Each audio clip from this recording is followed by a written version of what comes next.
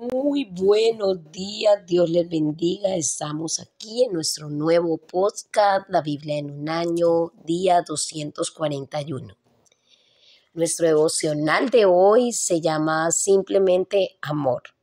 La gobernadora de la prisión era una joven afroamericana que impresionaba mucho, dinámica y elocuente, conocida como la jefe Jennifer.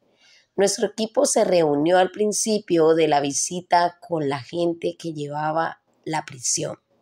La jefe Jennifer nos dio la bienvenida con estas palabras: saludos en el nombre de nuestro Señor y Salvador Jesucristo.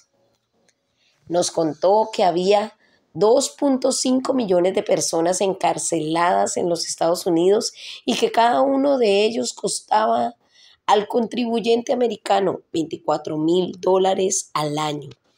Solo el 3% de ellos permanecerían en prisión por el resto de su vida, mientras que el 97% de ellos serían reinsertados en algún momento en la sociedad. Por esta razón continuó diciendo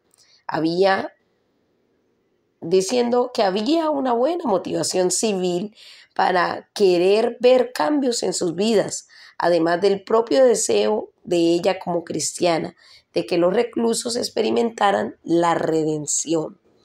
La prisión no era dirigida solamente con justicia, sino también con amor. Todas las malas actitudes y acciones eran confrontadas, pero con amor. No se hablaba con palabrotas, ni se decían grafitis, y tenían un comportamiento respetuoso que habían aprendido. Pasamos algo de tiempo con un grupo de hombres que habían terminado de hacer el alfa hacía poco allí, y escuchamos sus testimonios de vida cambiadas. Dios es amor y también es justo. En su libro Justicia con Amor, Nicholas Wolfstorm señala que la justicia es una parte constitutiva necesaria de toda concepción del amor que se haya formado adecuadamente. Vamos a estar leyendo Proverbios capítulo 21, versículos del 5 al 16. La versión Reina Valera 1960. Los pensamientos del diligente ciertamente tienden a la abundancia, mas el que se apresura alocadamente de cierto va a la pobreza. Amontonar tesoros con lengua mentirosa es aliento fugaz de aquellos que buscan la muerte. La rapiña de los impíos los destruirá, por cuanto no quisieron hacer juicio. El camino del hombre perverso es torcido y extraño, mas los hechos del limpio son rectos. Mejor es vivir en un rincón del terrado que con mujer rencillosa en casa espaciosa. El alma del impío desea el mal, su prójimo no halla favor en sus ojos. Cuando el escarnecedor es castigado, el simple se hace sabio. Y cuando se amonesta al sabio, aprende ciencia. Considera el justo la casa del impío, como los impíos son trastornados por el mal. El que cierra su oído al clamor del pobre, también él clamará y no será oído. La dádiva en secreto calma el furor, y el don en el seno la fuerte ira. Alegría es para el justo el hacer juicio, mas destrucción a los que hacen iniquidad. El hombre que se aparta del camino de la sabiduría vendrá a parar en la compañía de los muertos.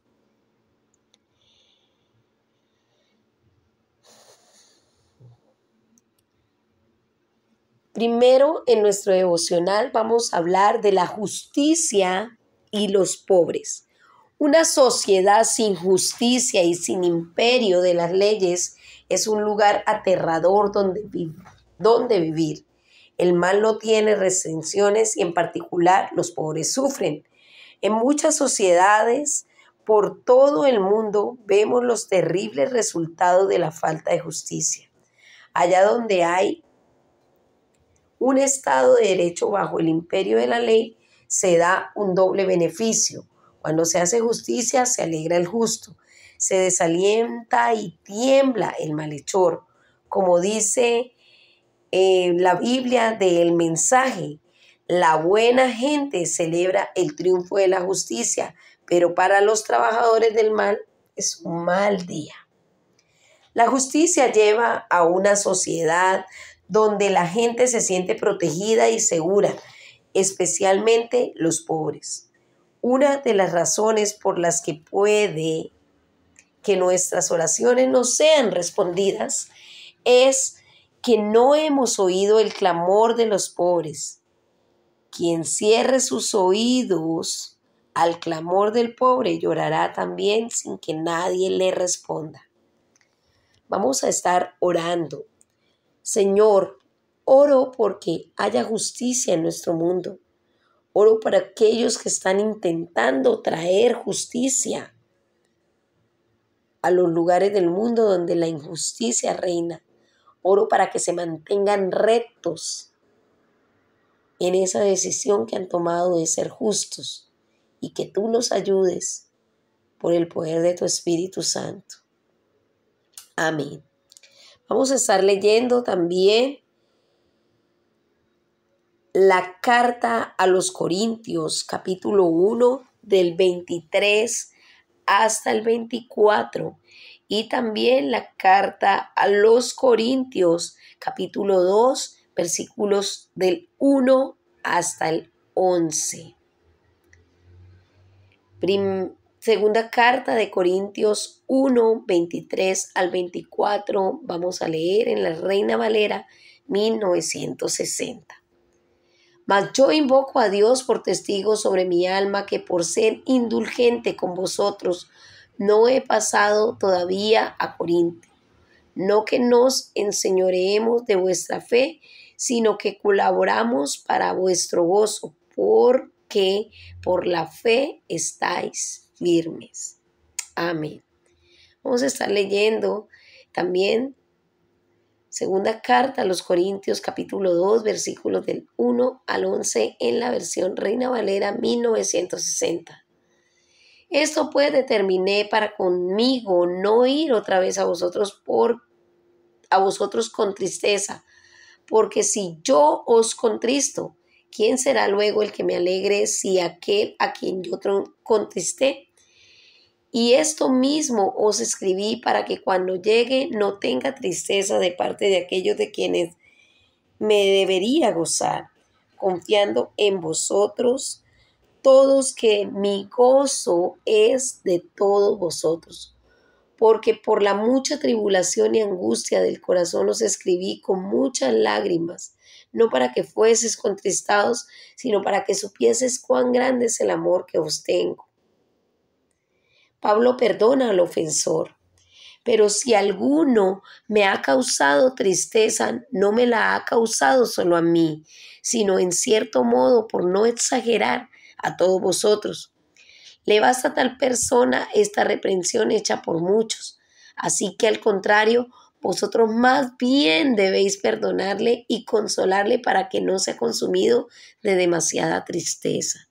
Por lo cual os ruego que confirméis el amor para con él, porque también para este fin os escribí, para tener la prueba de si vosotros sois obedientes en todo. Y el que vosotros perdonáis, yo también, porque también yo lo que he perdonado. Si algo he perdonado por vosotros, lo he hecho en presencia de Cristo, para que Satanás no gane ventaja alguna sobre vosotros, pues no ignoramos sus maquinaciones. Así es. Bueno, el segundo punto que nos quiere expresar en este devocional es la justicia y el perdón. Muchos de nosotros tendemos a evitar las confrontaciones. A mí me resulta difíciles. No es simplemente el miedo del rechazo o no ser popular. También es el miedo que tengo de hacer la situación peor echando leña al fuego de la ira y el resentimiento. Otros parecen disfrutar la confrontación positivamente. Si estamos deseando la confrontación, si nos parece fácil enderezar a los demás, corregirlos y criticarlos, es posible que no estemos actuando desde el amor. Pablo amaba a los corintios profundamente y por eso no rehusó la confrontación. Su amor lo llevó a confrontar, aunque le causara gran tristeza, angustia de corazón y muchas lágrimas. Él lo dice allí en su carta: les escribí con gran tristeza y angustia de corazón y muchas lágrimas, no para entristecerlos, sino para darles a conocer la profundidad del amor que les tengo. En el versículo 4. Confrontar a las personas con la verdad puede ser muy doloroso. La verdad, como la cirugía, puede doler, pero también sana. Las operaciones así deben practicarse con mucho amor. No sabemos exactamente a quién o qué se está refiriendo Pablo aquí. Puede que fuera el hombre que Pablo había denunciado en la primera carta a los Corintios, capítulo 5, versículos del 1 hasta el 5, que había estado viviendo con la esposa de su padre. Pablo había insistido en que fuera expulsado de la iglesia, pero ahora está diciendo que este hombre ha recibido suficiente castigo. Los urge a perdonarlo y reconfortarlo, reafirmándolo en su amor por él. Segunda de Corintios, capítulo 2, versículos del 7 al 8. Se ha hecho justicia y ahora es tiempo para la misericordia, la gracia y el perdón. Pablo es muy pronto a perdonar. A quienes ustedes perdonen, yo también lo perdono. De hecho, si había algo que perdonar, lo he perdonado por consideración a ustedes en presencia de Cristo. Cuando Pablo perdonó, olvidó, casi ni se acordaba ya de que se había algo que perdonar. Una vez un amigo le recordó a Clara Barton, fundadora de la Cruz Roja Americana, algo cruel que había sucedido a ella hace muchos años. Parecía que Clara no podía recordar el incidente. El amigo le preguntaba insistentemente: ¿no recuerdas el mal que te hicieron? Ella respondió: no recuerdo, lo dijo muy calmadamente.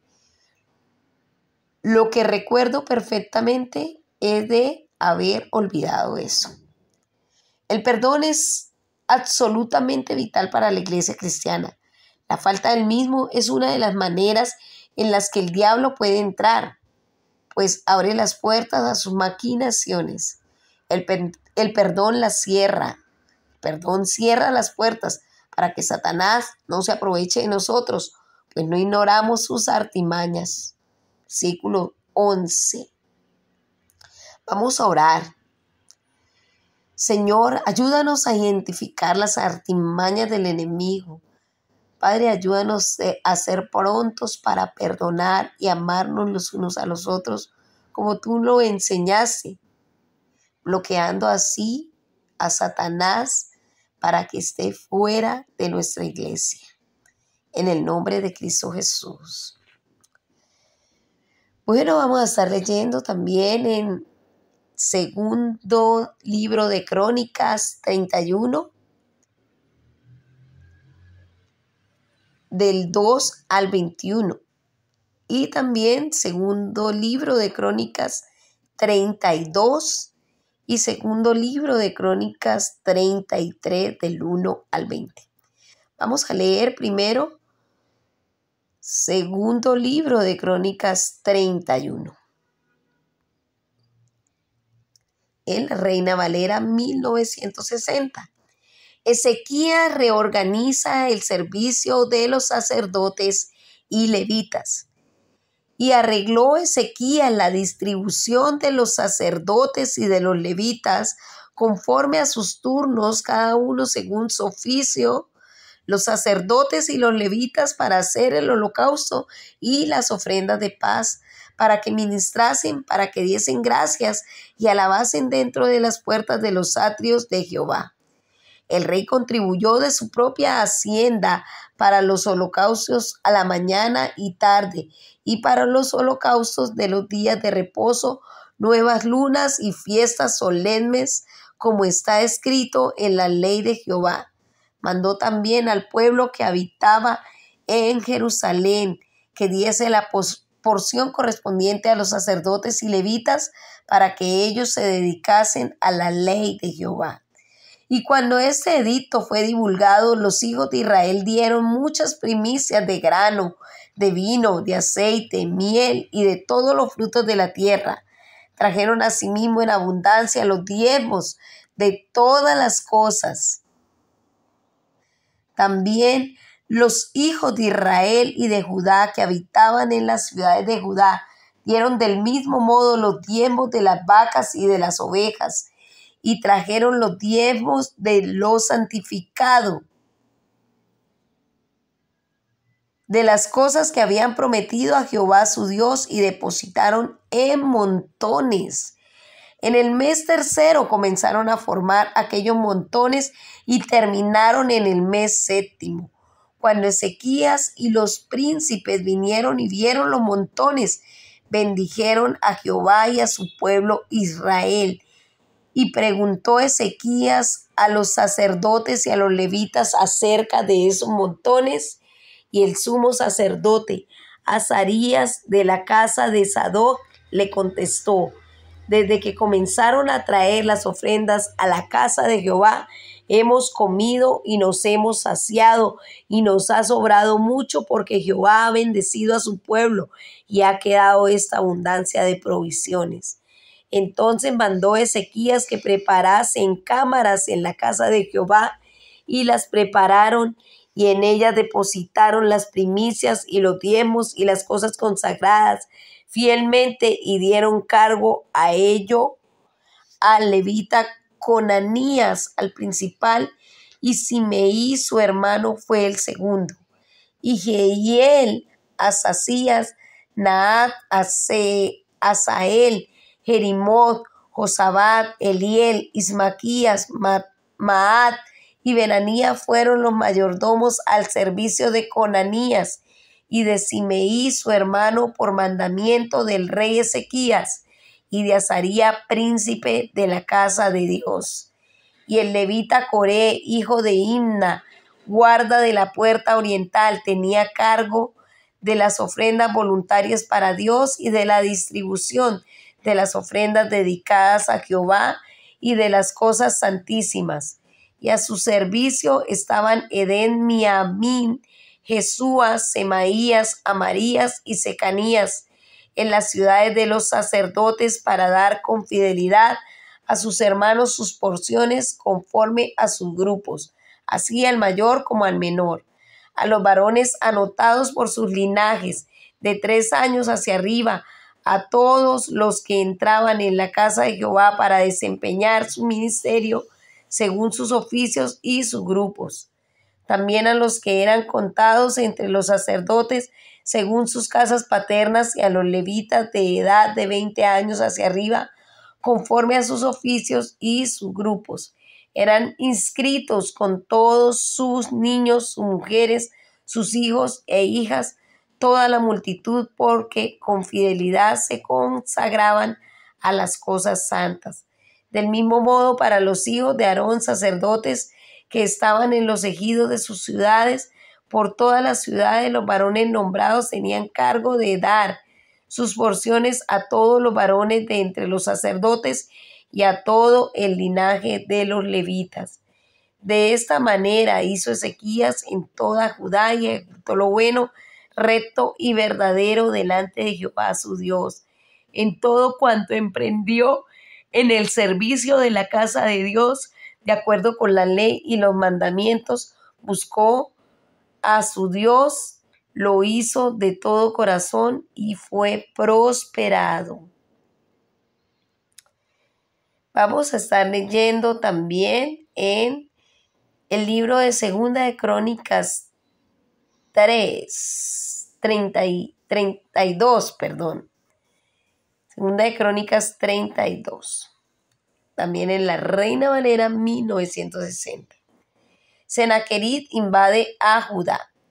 Después de estas cosas y de esta fidelidad, Vino Sennacherib, rey de los asirios, e invadió a Judá y acampó contra las ciudades fortificadas con la intención de conquistarlas.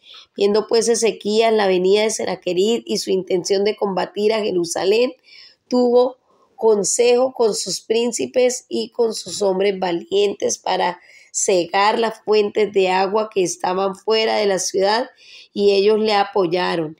Entonces se reunió mucho pueblo y cegaron todas las fuentes y el arroyo que corría a través del territorio, diciendo: ¿por qué han de hallar los reyes de Asiria muchas aguas cuando vengan? Después, con ánimo resuelto, edificó Ezequías todos los muros caídos e hizo alzar las torres y otro muro por fuera. Fortificó además a Milo en la ciudad de David, y también hizo muchas espadas y escudos, y puso capitanes de guerra sobre el pueblo y los hizo reunir en la plaza de la puerta de la ciudad, y habló al corazón de ellos diciendo: esforzaos y animaos. No temáis, no tengáis miedo del rey de Asiria, ni de toda la multitud que con él viene, porque más hay con vosotros que con él. Con él está el brazo de la carne, mas con nosotros está Jehová nuestro Dios para ayudarnos y pelear nuestras batallas. Y el pueblo tuvo confianza en las palabras de Ezequías, rey de Judá. Después de eso, Sennacherib, rey de los asirios, mientras sitiaba a Laquis con todas sus fuerzas, envió sus siervos a Jerusalén para decir a Ezequías, rey de Judá, y a todos los de Judá que estaban en Jerusalén: así ha dicho Sennacherib, rey de los asirios: ¿en quién confiáis vosotros al resistir el sitio en Jerusalén? ¿No os engaña Ezequías para entregaros a muerte, a hambre y a sed, al decir: nuestro Jehová, nuestro Dios, nos librará de la mano del rey de Asiria? ¿No es Ezequías el mismo que ha quitado sus lugares altos y sus altares, y ha dicho a Judá y a Jerusalén: delante de este solo altar adoraréis, y solo sobre él quemaréis incienso? ¿No habéis sabido lo que yo y mis padres hemos hecho a todos los pueblos de la tierra? ¿Pudieron los dioses de las naciones de esas tierras librar su tierra de mi mano? ¿Qué Dios hubo que entre todos los dioses de aquellas naciones que destruyeron mis padres, que pudiesen salvar a su pueblo de sus manos? ¿Cómo podrá vuestro Dios librarlos de mi mano? Ahora pues no os engañe Ezequías, ni os persuada de ese modo, ni le creáis, que si ningún Dios de todas aquellas naciones y reinos pudo librar a su pueblo de mis manos y de las manos de mis padres, cuánto menos vuestro Dios os podrá librarles de mi mano. Y otra cosa más hablaron sus siervos contra Jehová Dios y contra su siervo Ezequías. Además de eso, escribió cartas en que blasfemaba contra Jehová, el Dios de Israel, y hablaba contra él diciendo: ¿cómo los dioses de las naciones de los países no pudieron librar a su pueblo de mis manos? Tampoco el Dios de Ezequías librará al suyo de mis manos. Y clamaron a gran voz en judaico al pueblo de Jerusalén que estaba sobre los muros, para espantarles y aterrorizarles, a fin de poder tomar la ciudad. Y hablaron contra el Dios de Jerusalén como contra los dioses de los pueblos de las tierras, que son obra de manos de hombres. Jehová libra a Ezequías.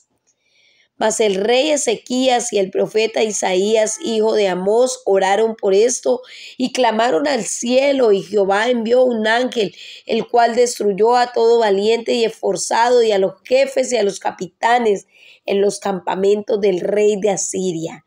Este se volvió por tanto avergonzado a su tierra, y entraron en el templo de su Dios. Allí lo mataron a espada a sus propios hijos. ¡Qué terrible! Así salvó Jehová a Ezequías y a los moradores de Jerusalén de las manos de Sennacherib, rey de Asiria, y de las manos de todos, y les dio reposo por todos lados, y muchos trajeron a Jerusalén ofrendas y Jehová y trajeron a Jerusalén ofrenda a Jehová y ricos presentes a Ezequías, rey de Judá, y fue muy engrandecido delante de todas las naciones después de esto.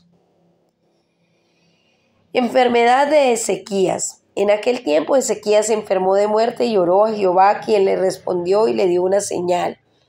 Mas Ezequías no correspondió al bien que le había sido hecho, sino que se enalteció su corazón y vino la ira contra él y contra Judá y Jerusalén. Pero Ezequías, después de haberse enaltecido su corazón, se humilló, él y los moradores de Jerusalén, y no vino sobre ellos la ira de Jehová en los días de Ezequías. Ezequías recibe a los babilonios enviados de Babilonia.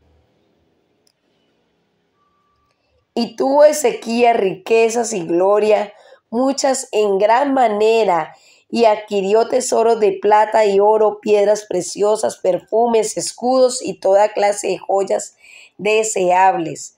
Asimismo hizo depósitos para las rentas del grano, del vino y del aceite, establos para toda clase de bestias y apriscos para los ganados. Adquirió también ciudades y hatos de ovejas y de vacas en gran abundancia, porque Dios le había dado muchas riquezas. Ezequías cubrió los manantiales de Gihón, la de arriba, y condujo el agua hacia el occidente de la ciudad de David. Y fue prosperado Ezequías en todo lo que hizo, mas en lo referente a los mensajeros de los príncipes de Babilonia que enviaron a él para saber el prodigio que había acontecido en el país, Dios lo dejó para probarle, para hacer conocer todo lo que estaba en su corazón. Muerte de Ezequías.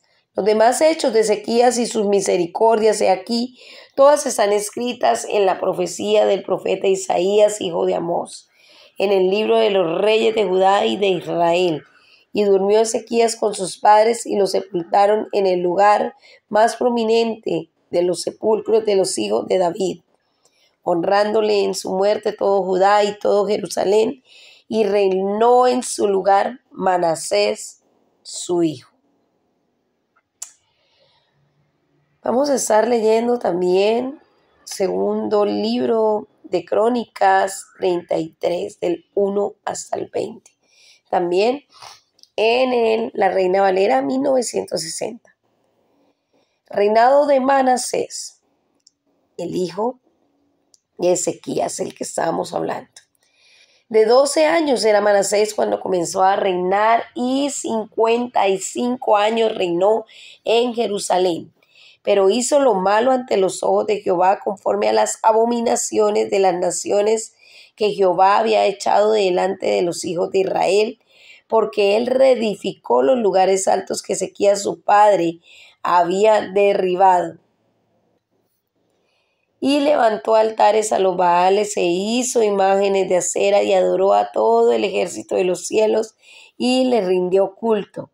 Edificó también altares en la casa de Jehová, de la cual había dicho Jehová: en Jerusalén estará mi nombre perpetuamente. Edificó asimismo altares a todo el ejército de los cielos en los 2 atrios de la casa de Jehová, y pasó sus hijos por fuego en el valle del hijo de Hinoc, y observaba los tiempos, miraba en agüeros, era dado a adivinaciones y consultaba a adivinos y encantadores. Se excedió en hacer lo malo ante los ojos de Jehová hasta encender su ira. Además de esto, puso una imagen fundida que hizo en la casa de Dios, de la cual había dicho Dios a David y a Salomón su hijo: en esta casa y en Jerusalén, la cual yo elegí sobre todas las tribus de Israel, pondré mi nombre para siempre. Y nunca más quitaré el pie de Israel de la casa que yo entregué a vuestros padres, a condición de que guarden y hagan todas las cosas que yo les he mandado, toda la ley, los estatutos y los preceptos por medio de Moisés. Manasés pues hizo extraviarse a Judá y a los moradores de Jerusalén, para hacer más mal que las para hacer más mal que las naciones que Jehová destruyó delante de los hijos de Israel. Y habló Jehová a Manasés y a su pueblo, mas ellos no escucharon, por lo cual Jehová trajo contra ellos los generales del ejército del rey de los sirios, los cuales aprisionaron con grillos a Manasés y atado con cadenas lo llevaron a Babilonia.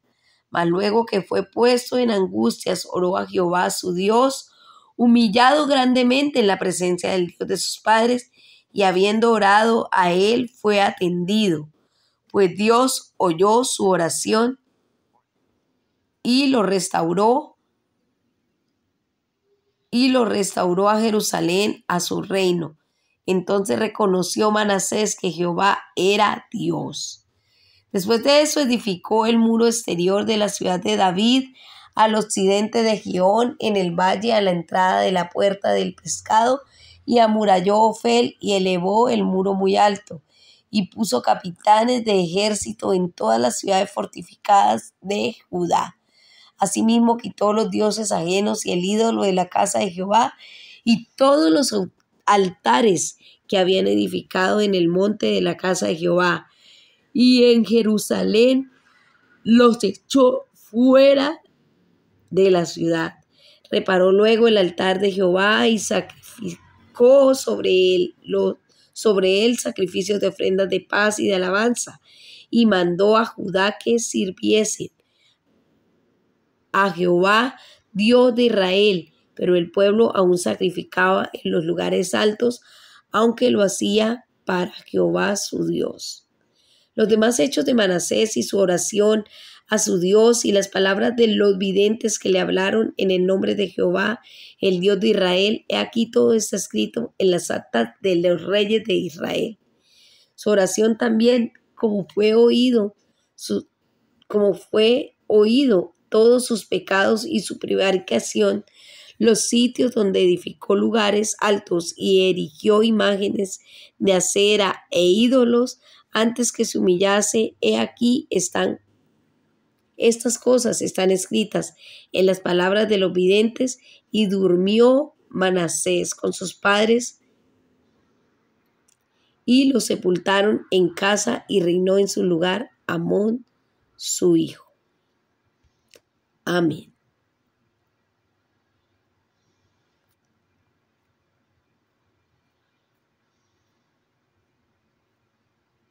Bueno, el tercer punto que vamos a ver aquí es la justicia y la confrontación. Dios mismo no teme la confrontación. En este pasaje vemos cómo por su amor Dios confrontó a alguien que en su ausencia era un buen líder, que se volvió orgulloso, y aún un líder malvado quien pudo arrepentirse. Es un alivio leer sobre un buen rey, Ezequías, que restauró el templo, lideró con su ejemplo, construyendo con sus propias posesiones. El pueblo respondió generosamente y el Señor los bendijo, dejándoles abundante comida de sobra. Eso mismo hizo Ezequías en todo Judá, actuando con bondad, rectitud y fidelidad ante el Señor su Dios. Todo lo que emprendió para el servicio del templo de Dios lo hizo todo de corazón, de acuerdo con la ley y el mandamiento de buscar a Dios. Y tuvo éxito. Lo podemos ver en los versículos 20 y 21. Dio toda una muestra de fidelidad. También en el capítulo 32, versículo 1. Nada de esto le evitó a Ezequías recibir ataques, pero cuando el ataque vino de Sennacherib, Ezequías inspiró al pueblo: cobren ánimo y ármense de valor. No se asusten ni se acobarden. Nosotros contamos con alguien que es más poderoso. Él se apoya en la fuerza humana, mientras que nosotros contamos con el Señor nuestro Dios, que es quien nos brinda su ayuda y pelea nuestras batallas. Amén. Al oír las palabras de Ezequías, el rey de Judá, el pueblo se tranquilizó. A veces experimentamos problemas en nuestra propia vida que parecen desbordarnos. Los cristianos en el Reino Unido, por ejemplo, parecen ser una pequeñísima minoría que tienen enfrente un vasto ejército de secularismo y hostilidad hacia Dios. Pero la buena noticia es que hay un poder mayor con nosotros y que con ellos solo está la fuerza humana. Con nosotros está el Señor Dios Todopoderoso, que nos brinda su ayuda y pelea nuestras batallas. Aleluya, así es. Siempre existe el peligro de que el éxito lleve al orgullo. La gente mira el ejemplo de los líderes. De hecho, se supone que debemos honrar a los líderes, pero los líderes tienen que ser conscientes de que ese honor tiene la palabra peligro escrito sobre él. Si el orgullo se apodera de ti, arrepiéntete rápidamente y humíllate. Tan pronto como Ezequías triunfó, la arrogancia entró en él. Menos mal que cuando Dios lo confrontó, se arrepintió de su orgullo. Y Dios lo bendijo de nuevo con riquezas y con honores, y tuvo éxito en todo lo que emprendió. Entonces, misteriosamente, Dios se retiró de Ezequías para probarlo y descubrir todo lo que había en su corazón. Era la noche oscura del alma. No te desanimes si hay veces en las que no sientes la presencia de Dios. A veces Dios calla y se hace imperceptible. Continúa siendo fiel cuando Dios pruebe tu corazón. Ezequías tenía un buen corazón. Su vida estaba llena de actos de entrega y cuando murió recibió honores. La vida de su hijo parece ser totalmente opuesta a la suya. Manasés empezó haciendo maldades a los ojos del Señor. De hecho, es difícil pensar en alguien que haya hecho más mal que Manasés. Sacrificó en el fuego a sus propios hijos, practicó la magia, la hechicería y la adivinación y consultó a migromantes y a espiritistas. Hizo continuamente lo que ofende al Señor, provocando así su ira. Pero nadie está más allá de toda redención. No importa cuán bajo hayas caído, ni cómo Manasés, sino que como Manasés nos arrepentimos y volvemos a Dios, podemos recibir el perdón. Dios confrontó a Manasés estando en tal aflicción. Imploró al Señor Dios de los antepasados y se humilló profundamente ante él. Oró al Señor y él escuchó sus súplicas y le permitió regresar a Jerusalén y volver a reinar. Esta es una de las razones por las que me encanta visitar prisiones. Nadie está más allá de la redención. Jesús lo ha hecho posible por medio de su muerte en la cruz, donde en palabras de John Edison, el amor y la justicia se unen, la verdad y la misericordia se encuentran. Qué bonito. Vamos a orar. Señor, gracias porque en la cruz podemos ver tu amor y tu justicia juntos. Gracias por ese sacrificio y gracias porque tienes misericordia de mí. Ayúdame a mostrar tu amor y traer tu justicia al mundo. Por favor, en el nombre de Cristo Jesús. Amén. La pastora Pipa añade, Proverbios 21, versículo 9. Más vale habitar en un rincón de la azotea que compartir el techo con mujer pendenciera o también un esposo pendenciero. Bueno, hemos terminado nuestro devocional. La Biblia en un año fue escrita, acordémonos que fue escrita por el pastor Nicky Gumbel y la pastora Pipa Gumbel. Y la voz que dio vida a ese devocional fue la voz de Angélica Rojas.